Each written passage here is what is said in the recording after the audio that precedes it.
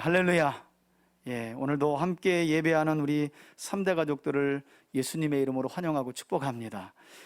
여러분, 오늘 이 시간 우리가 함께 살펴볼 하나님의 말씀은 예수 그리스도의 복음을 적게는 이스라엘 땅과 또 넓게는 땅끝까지 그 복음을 증거했던 사도들의 행적을 기록하고 있는 사도행전의 말씀 가운데 사도행전 16장 서두의 말씀입니다. 특별히 사도행전 16장 서두의 말씀을 통해서 오늘 이 시간은 젊은 청년의 나이에도 불구하고 사실 상당히 어린 나이로 추정이 되는데요, 어린 청년의 나이에도 불구하고 세계 선교의 초석을 놓은 위대한 사도 바울의 동역자로 부름을 받았던 한 청년에 관해서 오늘 사도행전 16장 말씀을 통해 저와 여러분들이 상고해 보려고 합니다. 그리고 이 청년의 이름은 바로 하나님께 사랑을 받은 자라는 뜻을 가진, 한번 따라합시다, 디모데.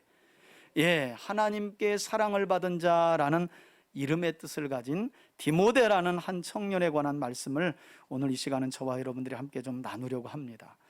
여러분, 오늘 본문이 기록하고 있는 바와 같이 청년 디모데는요, 바울이 신라와 함께 제2차 선교 여정을 진행할 당시 그의 출신은 루스드라라고 하는 지역에서 태어나고 자란 것으로 보이는데, 이 루스드라라는 지역에서 바로 위대한 사도 바울의 동역자로 부름받았다는 사실을 우리가 성경에서 확인할 수 있습니다. 하지만 대부분의 신약학자들은 디모데가 언제 구원을 받았는가, 언제 예수님을 믿었는가에 대한 사실에 대하여 앞서 기록된 사도행전 14장 말씀과 같이 디모데는 2차 선교 여정을 시작하는 중에 루스드라에서 바울의 동역자로 부름받은 것은 사실이지만, 이미 그에 앞서서 사도 바울의 1차 선교 여정 당시에 바울이 루스드라에서 복음을 전할 때, 여러분 사도행전 14장을 보시면 디모데가 자라난 고향인 루스드라에서 바울이 복음을 전할 때 어떤 일이 있었느냐,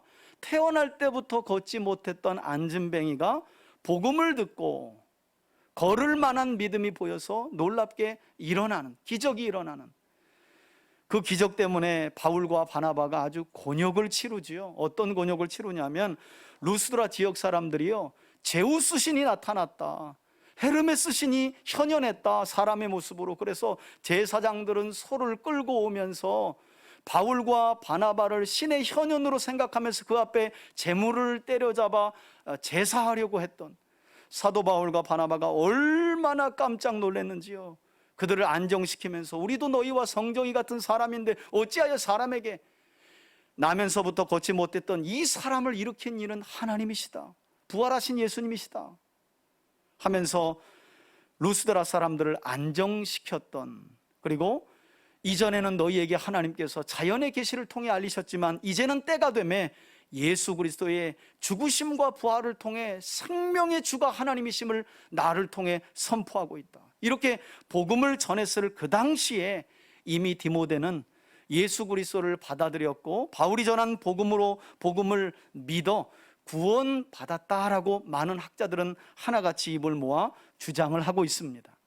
여러분, 사실 오늘 본문 말씀 바로 앞단락을 보게 되면 바울은 디모데라는 동역자를 만나기 전에 상당히 힘든 일을 겪었다라고 성경은 우리에게 말씀하고 있어요. 사도행전 15장 36절에서 41절 말씀까지를 보게 되면 바울은 디모데를 만나기 전에 어떤 힘든 일을 겪었느냐, 바울은 제2차 선교 여정을 시작하면서 1차 선교 여정 당시에 선교 중에 중도 하차했던 바나바의 생질, 곧 조카였던 마가 요한을 재차 2차 선교 여정에 합류하는 일로 인해서요, 바나바와 심히 다투었다라고 성경은 말씀해요. 글쎄요, 바울도 한 성격 하는 것 같아요. 왜냐하면 바나바 같은 경우는 바울이 회심한 이후에 예루살렘에 있는 초대교회 성도들과 사도들에게 바울을 변호해 주었던 영적인 스승, 멘토와도 같은 사람이었어요. 그런데 글쎄요, 좀 성격이 있다, 고집스럽다라고도 볼 수 있지만 또 다른 면으로 보면 선교 사역이 얼마나 중요한지 참 충성된 사람이다, 이런 생각도 들어요. 왜냐하면 실제로 1차 선교 여정 중에 함께했던 요한 마가가 밤빌리아 버가쯤에 이르렀을 때에 선교팀을 이탈해서 예루살렘으로 와버리는 일이 발생했기 때문이에요. 예루살렘 총회가 15장에서 있은 이후에 마가 요한의 마음에 변화가 생겼고 이제는 할례를 고집하지 않는, 그것을 알았던 삼촌이었던 바나바가 2차 선교 여정을 떠나면서 바울을 설득하죠. 자네가 좀 참아주게. 이제 마가 요한도 예수 그리스도의 복음으로 말미암아 구원받는 이방인들의 구원 문제에 대하여 더 이상 할례를 고집하지 않기로 했네. 1차 선교 당시 그가 좀 할례를 고집하며 우리를 떠나기는 했으나 이제 마음을 돌렸으니 함께 가시게. 그런데 바울이 안 되면 안 된다는 거예요. 여러분, 이런 성격 가진 분들 있잖아요. 한 번 아니면 아니라고 하는. 아마도 바울이 그랬던 사람 같아요, 이 당시만 해도. 그래서 결국에는 자기의 영적인 스승이요 멘토와 같은 바나바와 심히 다투었다고 그래요. 어떤 분들은 또 막 싸운 거 아니냐. 여러분, 그렇지는 않습니다. 이분들 사도예요. 아마 심하게 논쟁이 오고 갔던 것 같아요. 그러나 그 결과 결국 바울은 바나바와 헤어져서 성경에 보니까 피차 갈라서서 선교를 진행하게 돼요. 그래서 사도 바울이 합류시키지 않은 마가 요한, 바나바에게는 조카거든요. 바나바는 이 조카 마가 요한을 데리고 그의 고향인 구브로로 가고요. 바울은 예루살렘 출신의 지도자인 실루아노라고 하는 실루아를 데리고 2차 선교 여정을 자신의 고향으로부터 시작해서 출발하기 시작했던 거예요. 디모데를 만나기 전 바울에게 바로 이런 뼈아픈 일이 있었다는 거예요. 영적 스승과도 같았던, 여러분, 1차 선교 여정 때 이미 바울은요 크게 고초를 겪잖아요. 바나바와 함께 그랬던 동역자요 스승이었던 바나바와 뼈아픈 이별이 있었던 거예요. 하지만 하나님께서는 이처럼 바울과 피차 갈라선 바울의 지난 동역자였던 바나바와 요한 마가를 대신하여 오늘 본문에 보니까 한번 따라합시다. 칭찬받는 제자. 칭찬받는 제자로 불리는 초대교회 안에서 이고니온과 루스드라라고 하는 지역에서 칭찬받는 제자라고 하는 누구를 새로운 동역자로 바울에게 붙여주셨다고요? 바로 디모데라고 하는, 상당히 아들뻘 됐을 텐데 그를 새로운 동역자로 만나게 하시고 세워주신 거예요. 여러분, 대부분의 신약학자들은 신약 성경 안에 기록된 가장 위대한 만남 하면, 신약 성경 27권을 열어서 가장 위대한 만남 하면 1번이 예수님과 제자들의 만남이라고 말해요. 12제자들과의 만남. 물론 그 안에는 저와 여러분들과 주님과의 만남도 있겠죠. 참 위대한 만남이에요. 그런데 그 예수님과 12제자의 만남 이외에 그러면 단연코 위대한 만남 하면 학자들은 어떤 만남을 꼽냐면 바로 놀랍게도 바울과 의사 누가와의, 누가복음과 사도행전을 기록한 의사 누가와의 만남을 두 번째로 꼽아요. 왜냐하면 의사 누가와 사도 바울의 만남을 통해서 신약 성경이 27권인데요 두 사람을 통해 놀랍게도 절반 이상인 15권 이상의 성경이 기록되기 때문이에요. 사도 바울이 13권을 기록하고 의사 누가가 누가복음과 그의 후편인 사도행전을 기록하면서 15권이라는 신약 성경 절반 이상을 이 두 사람의 만남을 통해 하나님이 기록하게 하셨다는 거예요. 그러니 신약학자들은 신약 성경 안에서 가장 위대한 만남하면 예수님과 12제자들의 만남, 그리고 2위는 바울과 누구의 만남? 의사 누가의 만남. 그런데 저는 오늘 우리가 함께 살펴보는 이 디모데와의 만남, 이 바울과 디모데와의 만남 역시 저는 개인적으로 그런 생각을 해봐요.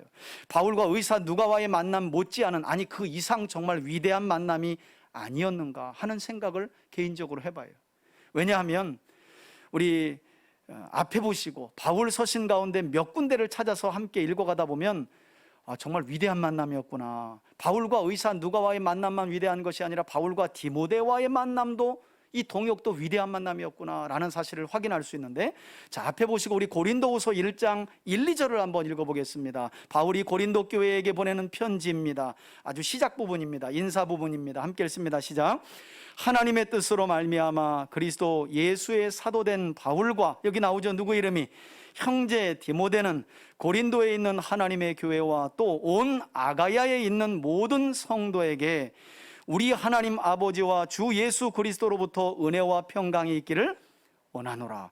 여러분, 전편인 고린도전서를 보내고 난 이후에 고린도 교회 안에 문제가 해결되지 않아서 바울이 두 번째 편지인 고린도 후서를 보내게 되는데, 흥미롭고 놀랍게도 바울은 고린도 교회 편지를 보내면서 발신자는 바울 자신 혼자가 아니라 누구도 함께 발신자라고 그 이름을 밝히고 있다고요? 디모데를 발신자로 밝히고 있다는 거예요.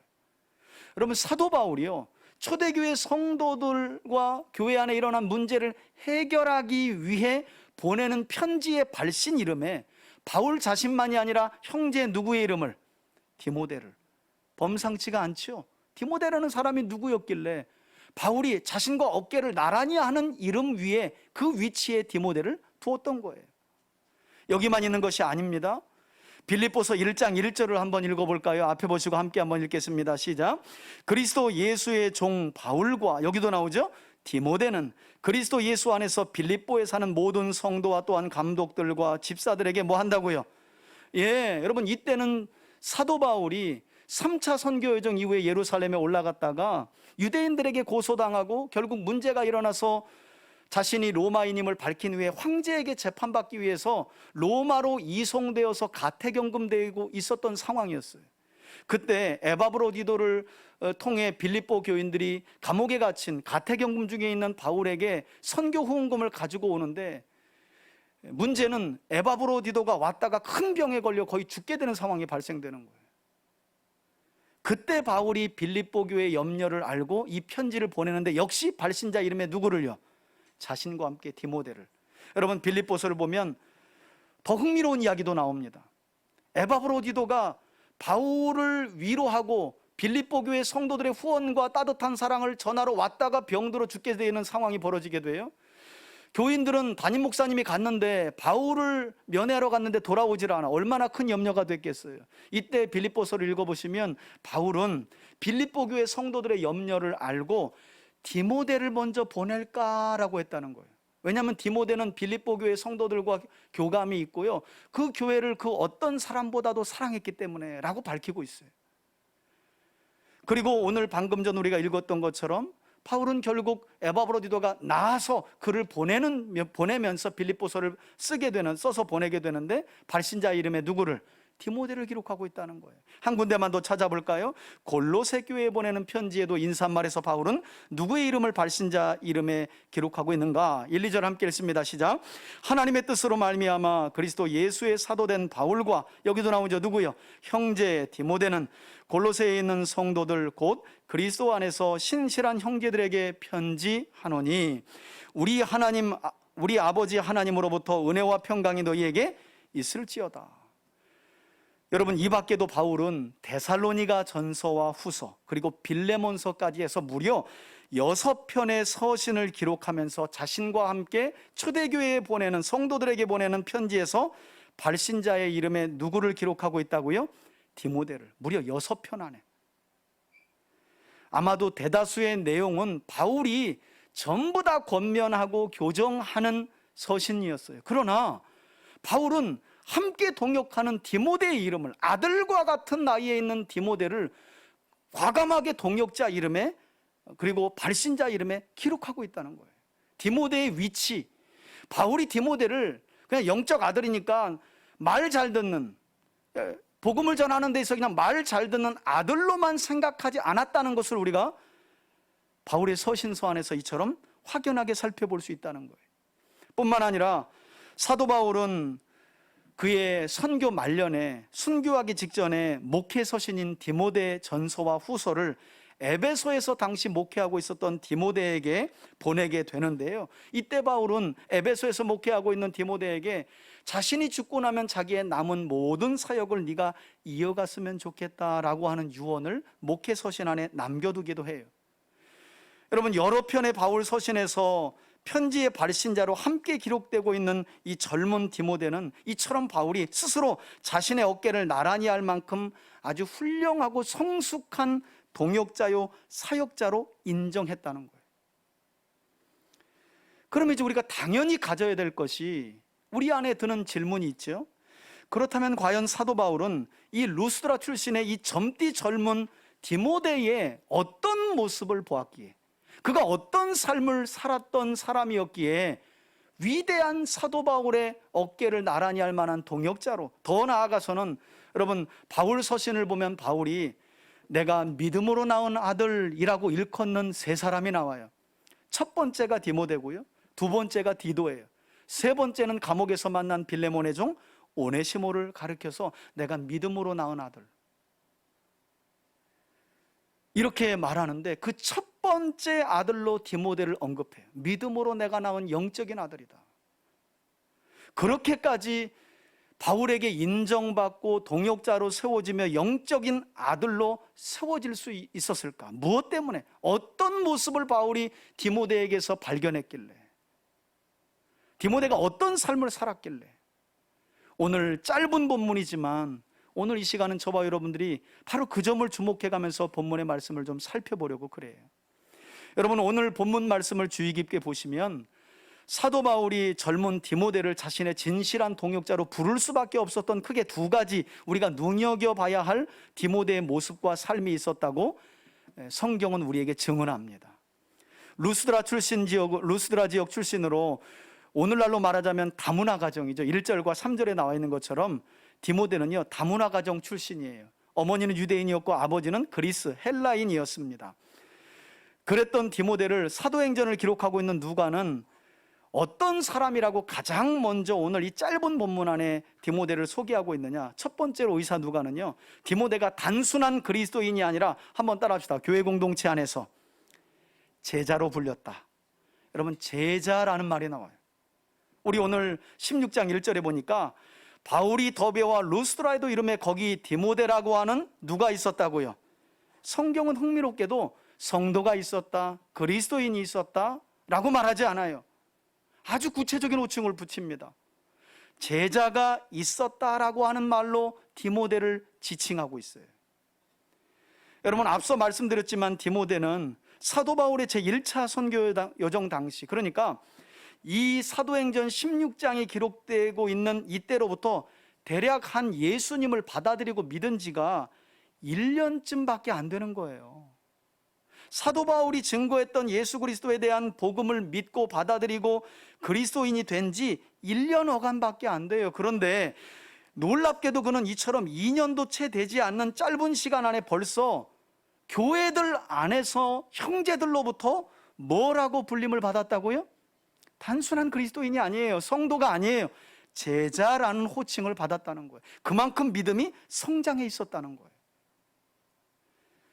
오늘날은 성경 안에 프로그램을 제자 훈련하니까 별것 아닌 것처럼, 여러분, 초대교회 안에서 제자라는 호칭은 아무에게나 붙여주지 않아요. 뿐만 아니라 오늘 1절에 쓰인 이 제자라는 말의 어원은 헬라어로 마데테스라는 단어인데요, 여러분, 본래 이 마데테스라고 하는 제자라는 말은 어원이 만나노라고 하는 배우다라는 의미를 가진 단어에서 파생이 되었다고 그래요. 무슨 말인가 하면 오늘 본문 안에서 의사 누가가 디모데를 소개하면서 사도 바울이 동역자로 부른 진실한 그의 동역자인 디모데를 소개하면서 그가 제자였다라고 말하는 이 말씀의 속뜻은, 원어적인 의미를 살펴보면 그는 1차 선교여정 당시 바울로부터 전해 듣게 된 복음의 말씀을 잘 받아들이고 믿었던 사람이었을 뿐만 아니라 그랬다면 그리스도인으로 소개를 하고 말았겠죠. 그런 디모데가 아니었다는 거예요. 바울로부터 복음의 말씀을 듣고요, 그는 그때부터 계속해서 복음의 말씀을 열심히 읽고 듣고 배워가면서, 우리 지난날 학교 다닐 때 교수님이 항상 성경 말씀을 씹고 뜯고 뭐하고 그 이가탄 선전할 때 그걸 가지고 한참 하시더니, 이렇게 날마다 바울에게서 들은 말씀을 읽고 듣고 배워가며 그것을 삶 속에 실천해가면서 제자의 삶으로 마침내 급성장했던 사람이었음을 제자라는 말에서 우리에게 가르쳐주고 있다는 거예요. 그렇지 않았다면 루스드라에 사는 그리스도인이 있었으니 이러고 말죠. 그러나 의사 누가는 그가 제자였다는 거예요. 이 제자라는 말의 어원으로부터 이 말씀을 생각해 보면 복음의 말씀을 듣고 들은 이후로부터 열심히 복음의 말씀을 읽고 듣고 계속 배워가면서 삶 속에 실천해 나아가는, 어린 나이에도 불구하고, 조금 전에도 제가 설명드렸지만, 그리고 지난 주일에도 제가 말씀을 드렸죠. 여러분, 사도행전 안에서 제자라는 호칭은 그저 그냥 초대교회 안에 예배에만 참석하는 사람들에게 붙여진 호칭이 절대 아닙니다. 초대교회 안에서 불려졌던 제자라는 호칭은 복음으로 인해 박해와 핍박을 두려워하지 않고, 아니 오히려 그것을 당연한 것으로 여기는 믿음의 사람들에게만 붙여졌던 호칭이 바로 제자라는 호칭이었어요. 그리고 무엇보다도 이러한 제자의 삶은 사도 바울이 우리 사도행전 14장 22절을 보면 바울이 1차 선교 여정 당시에 루스드라에서 선교하고 이제 이동해서 더베로 가고 그런 중에 복음을 받아들인 성도들에게 어떤 말을 하게 되냐면, 너희가 하나님 나라에 들어가려면 많은 환난을 겪어야 할 것이다. 이런 복음과 함께 이 말씀도 바울이 전했는데, 놀랍게도 이 젊은 어린 디모데는 그런 바울이 가르친 복음의 말씀에 온전히 순종하는 제자의 삶을 살았다는 거예요. 여러분, 복음이 여러분들에게 어떤 의미입니까? 혹시 여러분들의 소원을 성취해 줄 만한 알라딘의 램프와 같이 생각하시고 계신 분은 없습니까? 내가 뭔가를 이 땅을 살아가면서 이루어야 되겠는데 그걸 내 힘으로는 이룰 수 없어. 하나님의 능력이 필요해. 복음이 필요해. 혹시 그렇게 해서 복음을 받아들이고 하나님을 믿고 계신 분들은 이 자리에 없나요? 여러분, 그렇다면 그것은 복음의 가치에 대해서 단 10%도 눈을 뜨지 못한 분이에요. 복음은 그런 목적으로 쓰여지기 위해 우리 손에 들려진 게 아니라는 거예요. 초대교회부터 사도 바울은 복음에는 구원이 있고 영생이 있고 하나님 나라의 기업을 우리에게 주시는 약속이 분명하지만, 하나님 나라에 들어가려면 그 복음에는 영광 반대편에 뭐가 있다고요? 고난이 있다는 거예요. 환난이 있다는 거예요. 사실 우리에게는 잘 피부에 와닿지 않는 말씀이죠.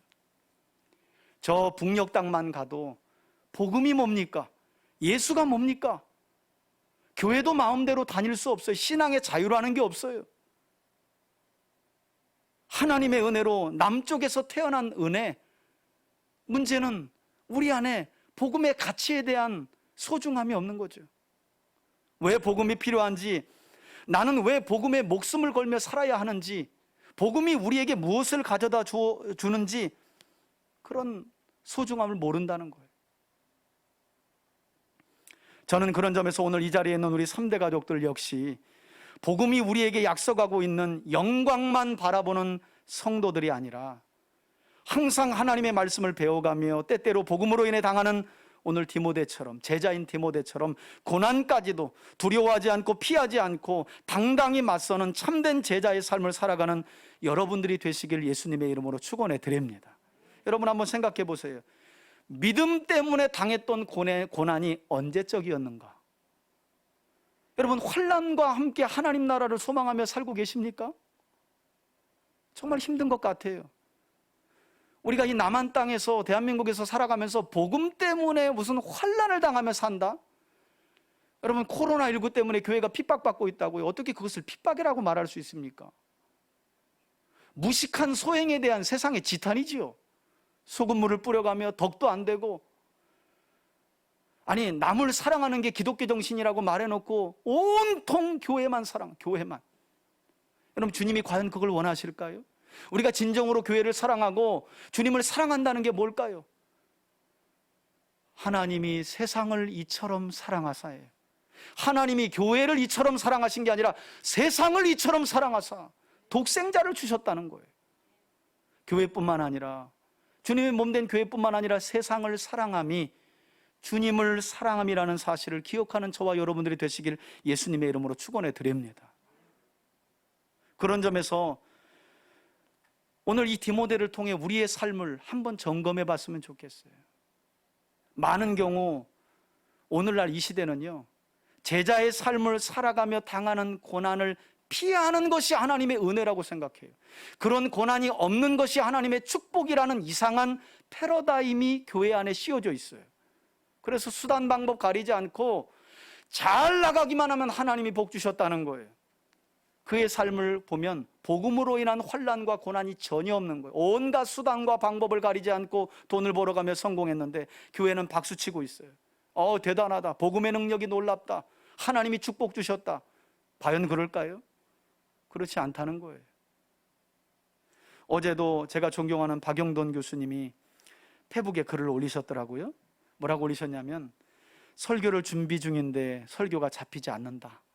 그래서 동일한 본문을 설교했던 유튜브를, 그것도 큰 교회 중심으로 살펴봤다는 거예요. 그리고 깜짝 놀라 하시면서 페북글을 올려요. 정말 그 본문이 저분들이 말하는 그 내용인가? 자기가 잘못 배웠던지 저분들이 잘못 전하고 있다는 거예요. 깜짝 놀랐다는 거예요. 충격적인 건 그 교회 교인들이 수천 명씩 모이는 교회, 본문의 의미 전달이 전혀 안 되고 있는 성도들의 마음을 그저 만지작거리고 축복이나 그냥 빈총 남발하듯이 남발하는. 그래서 박영돈 교수님 스스로요 깜짝 놀랐다는 거예요. 그러면서 하시는 말씀이, 어떻게 해야 하는가? 내가 전해야 할 내일 말씀이 딱딱하대. 성도들이 듣기에 은혜 받을 만한 어떤 코드가 없대. 그래도 나는 전해야 하는가 하고 고민하고 계시더라고요. 60이 넘으신 이 교수 출신의 목사님이 고민하고 있는 거예요. 사람들이 좋아할 말을 전할까? 하나님이 전하라 하는 말씀을 전해야 할까? 왜냐하면 이 시대 그리스도인들은 복음으로 인한 환난을 당하지 않는 것을 하나님의 은혜라고 잘못 착각하고 있기 때문에. 그래서 승진하고 성공하면 박수 쳐주잖아요. 간증자로 세우고.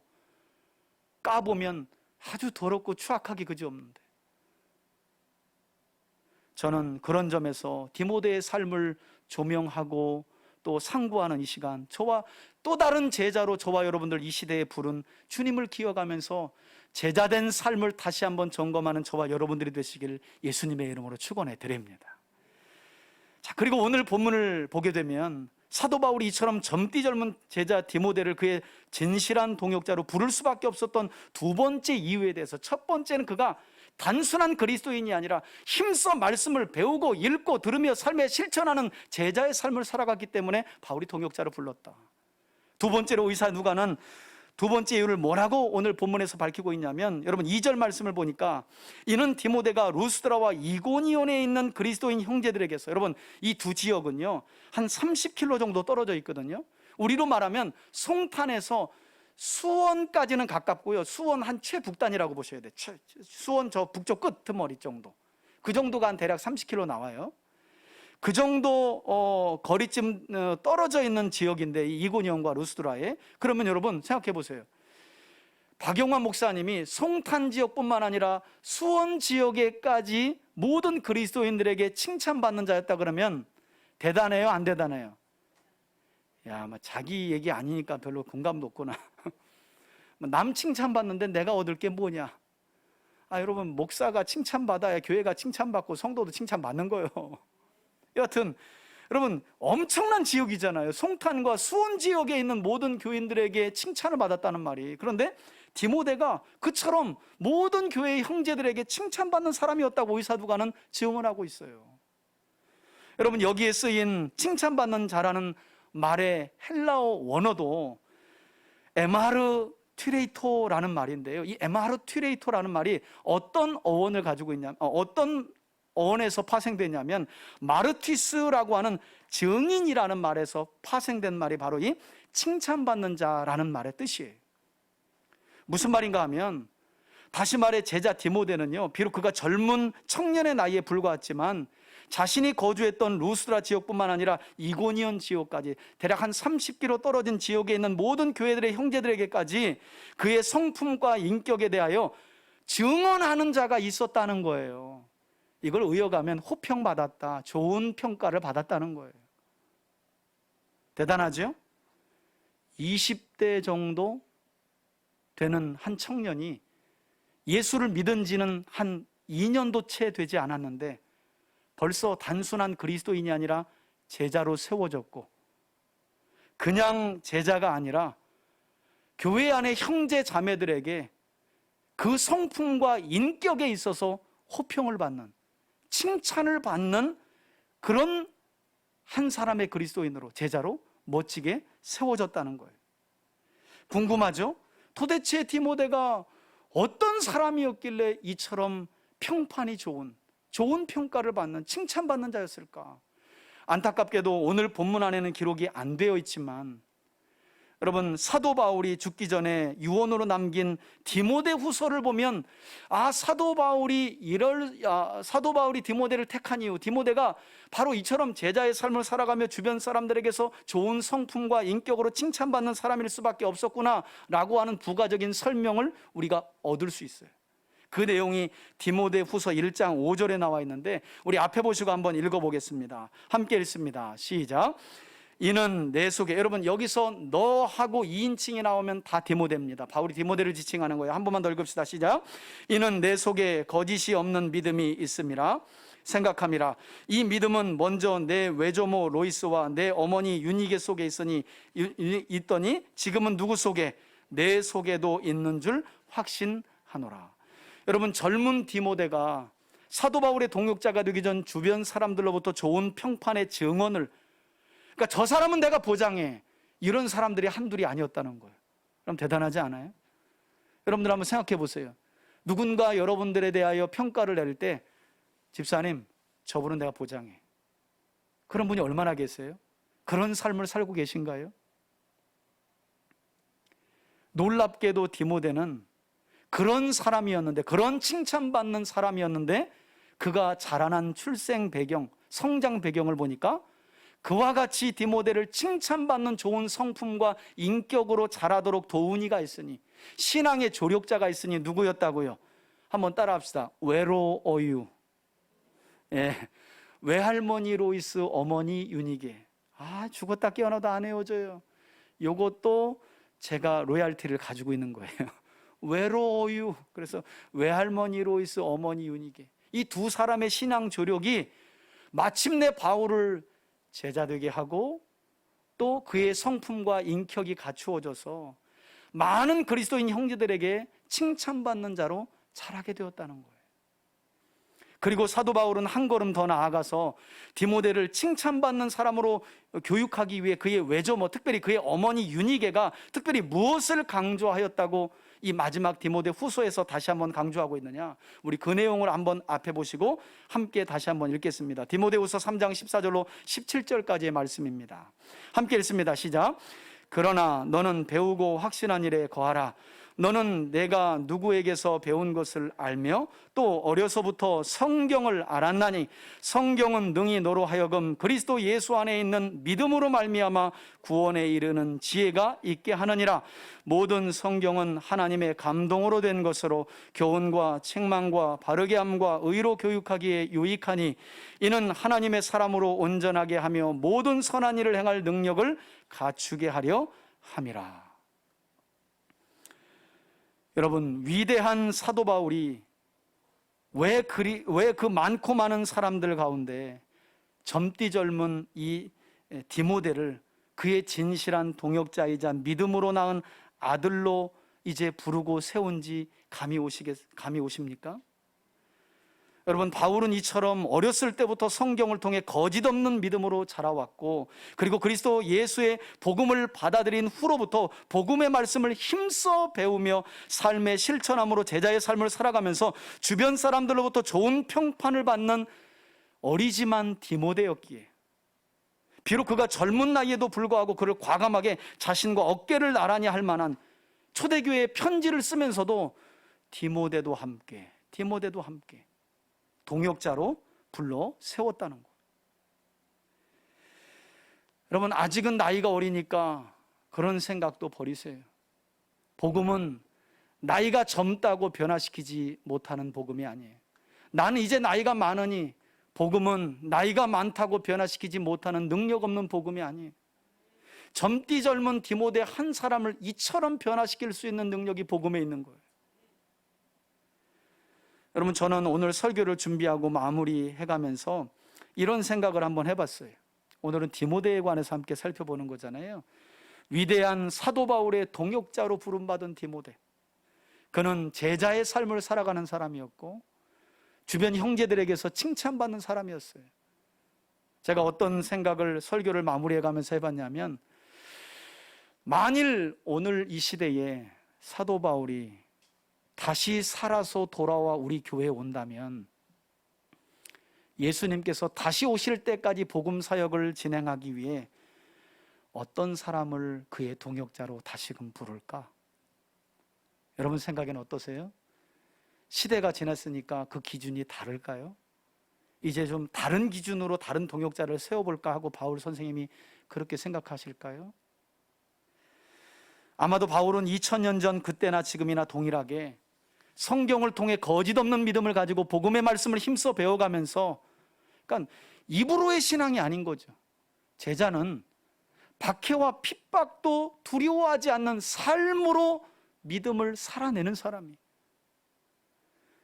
그런 제자의 삶을 살아가는 디모데와 같은 사람을, 그리고 성경 안에서 교훈과 책망과 바르게 함과 의로 사는 법을 배워가며 예수님을 닮은 성품과 인격으로 남을 사랑하고 남을 섬길 줄 아는, 그래서 주변 사람들로부터 좋은 평판의 증언을 받을 수 있는 디모데와 같은 사람을 다시금 이 시대에도 그의 동역자로 부르지 않을까, 그런 생각을 해봐요. 여러분, 우리 교회도 성장하고 부흥해야 할 줄 믿습니다. 그러려면 전도지 가지고 나가서 전도하세요. 이제는 여러분 그것도 필요해요? 필요하지 않다는 게 아니에요. 그런데 이제는 그런 것보다는 여러분들이 칭찬받는 제자로 세워져야 할 시대가 됐어요. 할렐루야. 여러분들의 삶이 가장 정확한 전도지인 줄 믿으시길 바랍니다. 복음이 어디에 기록되어 있느냐? 여러분들의 가슴에 기록되어 있고 여러분들의 삶에 기록이 되어 있어야 돼요. 그렇지 않고서는 이제 전도는 어려워요. 성장은 어려워요. 사람들은 막연한 믿음과 구원관을 가지고 큰 교회로 몰리고 있어요. 가서 온갖 서비스를 받지만 마음은 공허해요. 이론으로 끼자니 일을 해야 될 것 같고 그건 싫고, 상처받은 내 마음을 가지고 예배는 드리지 않을 수 없어서 큰 교회로 가는 거예요. 우리 교회가 해야 될 일이 무엇인지 거기서 우리가 생각해 봐야 되지 않겠어요?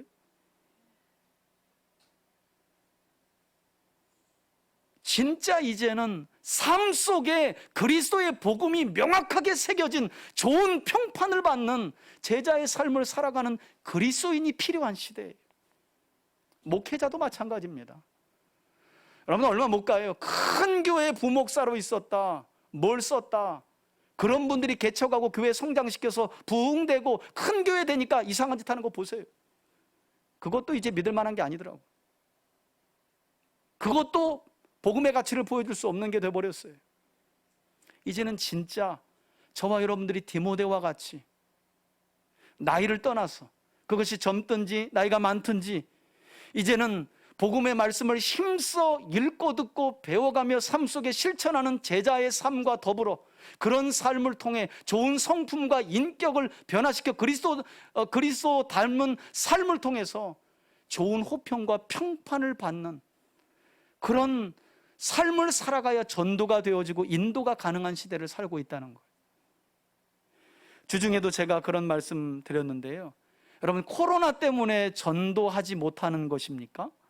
코로나 때문에 인도하지 못하는 것입니까? 아니면 인도와 전도할 생각을 아예 내려놓은 것입니까? 제가 수요일날 그런 말씀을 드렸어요. 좋은 핑계가 생겼잖아요. 여러분, 교회의 존재 이유는요, 죽어가는 영혼들을 살리는 일이에요.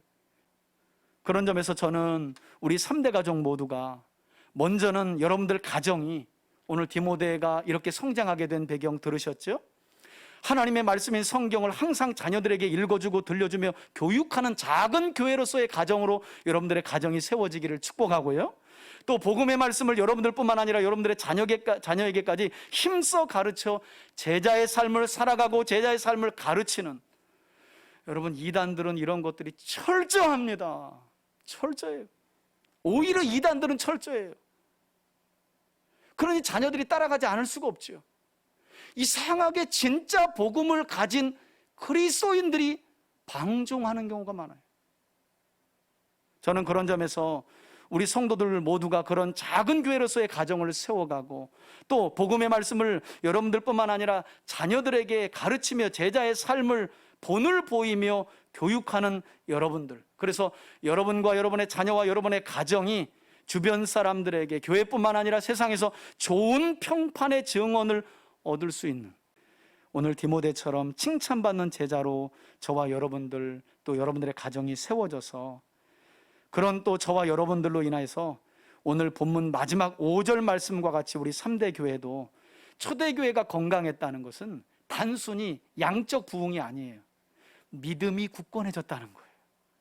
저는 왜 그걸 앞에다 썼는지, 질적인 성장, 여러분 이게 더 중요한 거 아니겠어요? 저는 그런 점에서 지난 10년 동안 그래도 나름 우리 교인들은 열심히 질적 성장을 이루어왔다고 생각해요. 물론 양적인 성장도 어려움이 있었지만, 여러분 앞으로도 저는 저와 여러분들이 오늘 디모데와 같이 위대한 사도 바울의 동역자요 영적인 아들로 부름받았던 이 칭찬받는 제자 디모데와 같은 제자의 삶, 칭찬받는 삶을 살아감으로 저와 여러분들이 몸담고 있는 우리 3대 교회도 믿음이 굳건해지는 질적인 성장과 함께 그 수가 날마다 더해지는 영적인 성장을, 그래서 성경적인 성장을 이루어가는 저와 여러분들, 그리고 우리 교회, 그리고 여러분들의 가정이 되시길 예수님의 이름으로 축원해 드립니다. 아멘. 어린 나이에도 불구하고 복음의 말씀을 매일 힘써 배워가며 삶 속에 실천했던 제자 디모데, 그래서 누구든지 그를 호평하며 증언해 댔던 디모데, 주님 제가 그 삶을 살길 원합니다. 그래서 이 시대에 꺼져가는 복음의 씨앗에, 복음의 심지에 불을 붙이고 하나님 나라를 이루어가는 우리가 되게 해달라고, 그런 마음으로 함께 찬양합시다. 이 땅의 내 삶이 비록 버겁더라도,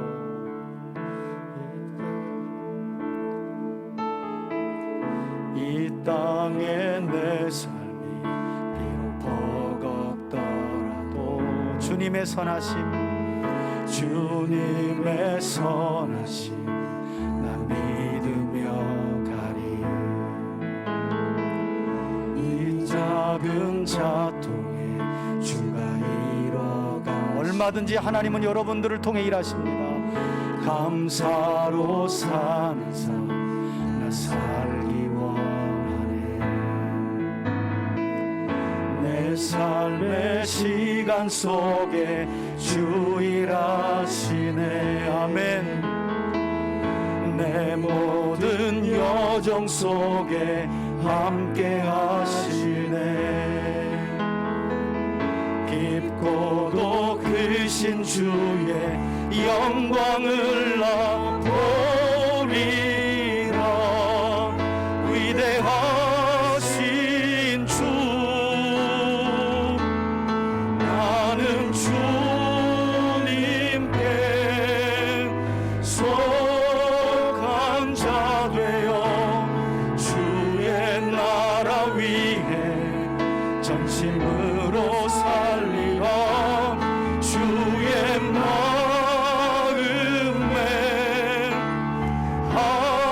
합한 자 되어 맡기신 소. 우리 다시 한번 말씀 생각하면서 우리 엄마, 나는 주님께, 나는 주님께 속한 자 되어 주의 나라 위해 전심으로 사. 제자요 칭찬받는 자로 마음에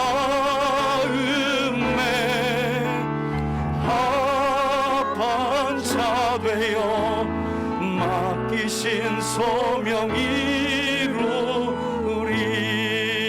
우리 다 같이 회개하며 결단하는 기도 하나님 앞에 드리길 원합니다. 우리 다 같이 기도하겠습니다. 할렐루야. 살아계신 아버지 하나님, 오늘은 사도행전 16장의 말씀을 통해 사도 바울의, 위대한 사도 바울의 동역자로 부름받았던, 감히 사도 바울이 내가 믿음으로 낳은 아들이라 일컬음 받았던 칭찬받는 제자 디모데의 삶을 함께 살펴보았습니다. 거짓이 없는 믿음으로 어렸을 때부터 가정에서 부모님께로부터 성경을 읽고 듣고 배워가며 성경 66권 안에 교훈과 책망과 바르게 함과 의로 사는 법을 배워 온전한 그리스도인으로 성장해 나아갔던 디모데, 그리고 마침내 바울을 통해 그리스도를 영접하고 예수님을 믿는 한 사람의 그리스도인을 넘어 복음으로 인한 박해와 핍박도 두려워하지 않고 마침내 제자의 삶을 살아갔던 젊은 디모데, 그래서 교회 안과 교회 밖의 모든 사람들로부터 칭찬의 증언을 얻었던 디모데, 하나님, 이 마지막 때에 우리도 이 칭찬받는 제자 디모데의 삶을 살아가길 원합니다. 멈추었던 하나님에 대한 알미 이제 다시 시작되길 원합니다. 잠들어 있던 우리의 영혼이 깨어지길 원합니다. 하나님의 말씀을 힘써 읽고 듣고 배워가며 삶 속에 순종하여 제자의 삶을 살아가는 우리가 되게 하시고, 변화된 그리스도인다운 성품과 인격으로 교회 안과 세상에서 칭찬받는 좋은 평판과 호평을 받아 그 안에 이루어지기는 하나님의 나라와 복음의 능력을 경험하며 살아가는 우리들이 되게 하여 주옵소서. 하나님, 참으로 전도와 인도가 어려운 시대를 살아가고 있습니다. 지금이야말로 진짜 제자가 필요합니다. 지금이야말로 칭찬받는 제자가 필요합니다. 우리를 부르신 주님을 찬양합니다. 주님, 우리를 그렇게 변화시켜 주옵소서.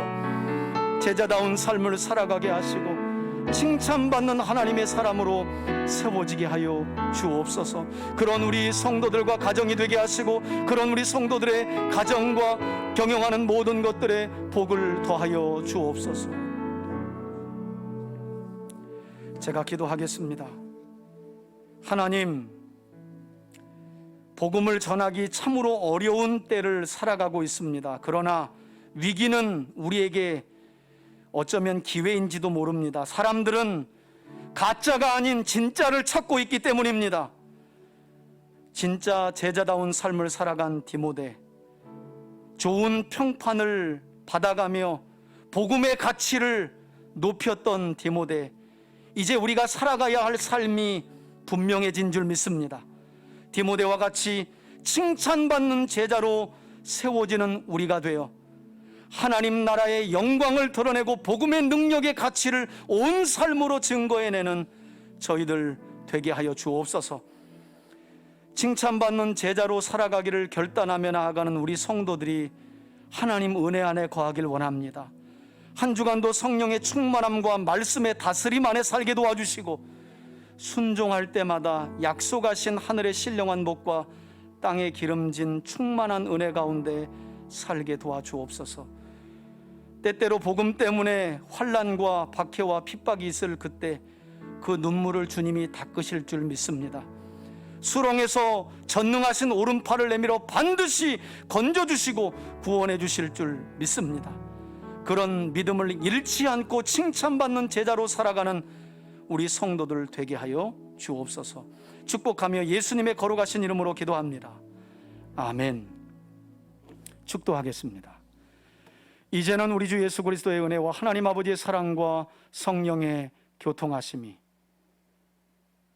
마지막 때를 살아가는 이 시간 속에서 제자로 우리를 부르신 주님을 다시 한번 기억하고 우리의 삶을 돌아보며 주님 나라를 갈망하는 칭찬받는 제자로 살아가기를 소원하는, 또 결단하는 우리 사랑하는 3대 가족들 머리머리 위에, 자녀들과 손으로 경영하는 모든 기업과 삶의 터전 위에, 그리고 우리 교회 위에 이제로부터 영원토록 함께 계실지어다.